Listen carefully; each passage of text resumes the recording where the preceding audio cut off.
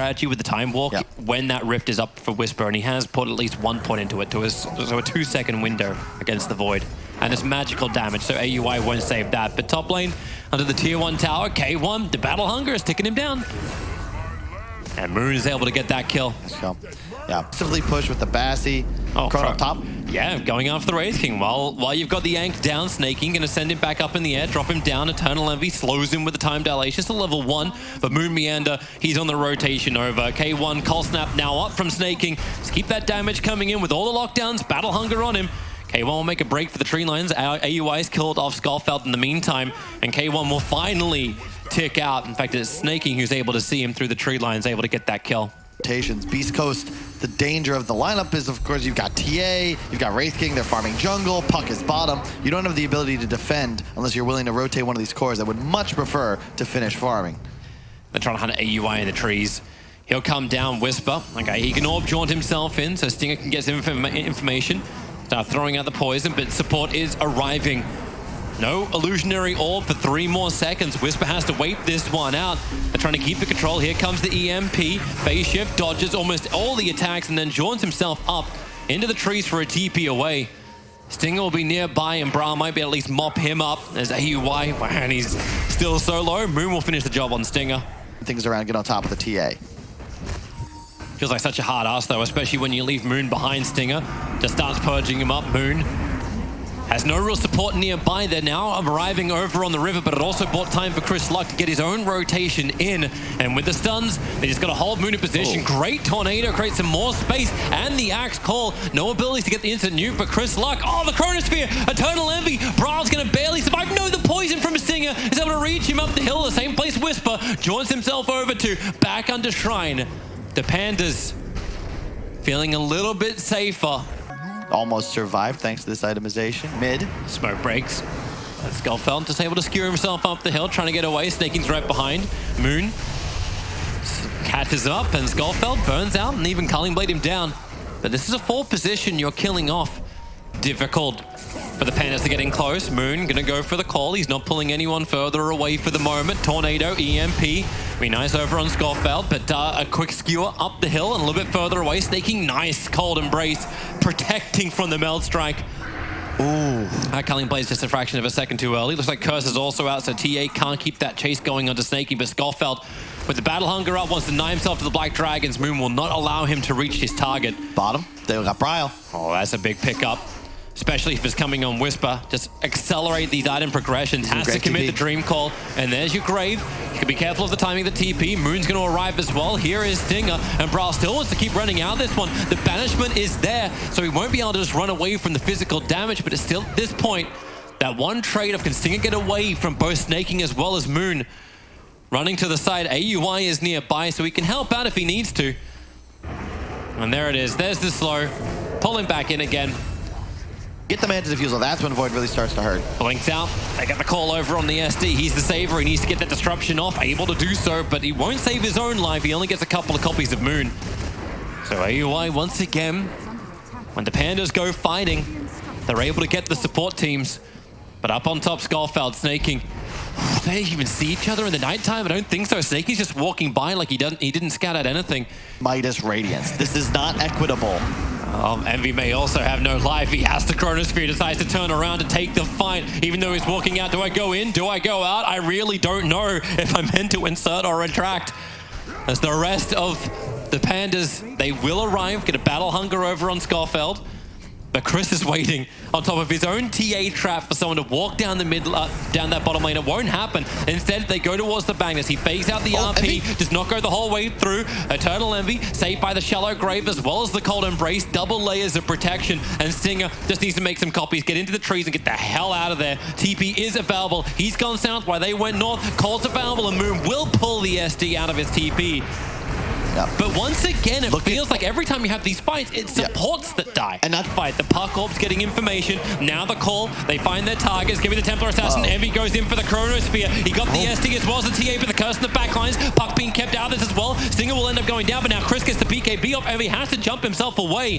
So the SD does fall. What else is left? A Dream Call from Whisper. That'll do it. Null Strike jumping forward. Faces Void protected for the moment by the cold embrace. And Moon Meander, while that BKB is down, he gets the call off. They're locking down Chris Luck. He needs to get himself further away while Dazzle will end up falling down. The bigger kill is there with Chris going down to the Culling Blade. And Eternal Envy, he wants more. Looking for the time locks. Moon will hold him in a better way by calling down the Magnets. So Skullfield is gone and K1 is on the run. Reincarnation is available. Did anyone bring detection? He's just out of range of that sentry ward. Now he's back in range and gonna start fighting up, turning to a battle, but that won't really work. Moon will just get the call, and the Culling Blade, no, hang on, wait for it. Here comes Whisper with the orb through. Have they got enough damage? Wyvern dropping down very low. AUI trying to play the tree lines, but Whisper actually picking up Bryle, and they keep going through, but Moon turning the fight around, working with Eternal Envy to bring down K1 through the Ankh. Pressured on the side lanes. They're hunting him like wolves They're gonna right now, smoke up, blink away, into the trees. Look at the pincer. All these Beastcoast players. Wow, they still get the curse off. They need to be able to bring down Chris Luck. BKB is available. The call's going to begin. Whisper is nearby, but it won't help. Chris Luck even burned the BKB and died instantly after. That's a long death timer. And maybe now K1 needs to do some work in the back lines. Create some space. Another great call, taking away the save. So SD will die up on the hill while the Dream Call holds the rest of the Pandas in position. A jump in Eternal Envy, the Chronosphere. He'll catch his own teammates out as well, but it won't matter as long as he can find the kill. Bryle is low, but he's being protected by the low sword. Orb will fly forward. Whisper will finish him off, and they move to the next target. Over towards Snaking's Invoker. Not enough damage. 66, and he is away. K1 has to fight without that anchor available. He cannot battle into Eternal Envy. The Cold Embrace just making it impossible for any physical damage to come his way, and now the Magnets will be cleaned up as well. The fight has continued. There's always a buyback from the Pandas, but now they can move in and take Roshan without contest. Force response. He's jumping up quickly into the Manta, looking for Stinger. The disruption does come out. Stinger just trying to walk this off, but as you said, TA attacking that tier 3 tower on bottom lane. The curse will come in, triple TPs. So now wait for the call. Moon's able to get the call out. Eternal Envy will be here too. And do they have any way to save that TA? They do not, and she's dead for a very long time. Yes. Who cares if the Wraith King or the TA is 6-slotted, right? All of a sudden, oh, shit, I'm just dead. My BKB is not able to be popped. And you have a team concept that can function well. Nice invis room for Moon. Again, a little too early on the cleave. Stinger will make him work for it. Roshan as well, so you're splitting everything. All the focus is changing. So there's the Dream Call, as well as the Dagon, almost, and there it is, popping AUI down. Snaking being trapped up. The buyback will come in quickly. He can TP over towards the shrine. TA is still doing Roshan while all this is going on. Magnus trying to get that RP up, but he just can't get it down. And the jump forward, it still feels like this is smoke and mirrors. Chris Luck is the Aegis Immortal. Wraith King just wants to get the hell out of here. Snaking is down once again, and maybe now with the invis, K1 can walk it off. Chris has now arrived to the fight. Bryle, he has to stay invis. The glimmer is gonna wear off. There's your call. They have the control of the Chronosphere. It didn't catch K1, but it will be able to at least break that Aegis Immortal of the Templar Assassin. Time delayed everybody up. The Shallow Grave, a quick push away. AUI, he's gonna be able to survive through all of this, and K1 will finally be brought down, but don't worry, there's more lives where that came from. He'll have to turn around to attack his teammate only because of the curse out. Moon uncertain if he really wants to be here. The BKB up for Chris Luck. It feels so crazy. Like you take a minute and a half of that fight Beastcoast without your Templar Assassin, but now you'll give it a bigger shot. Shadow Demon was the first one the Pandas want to go on to.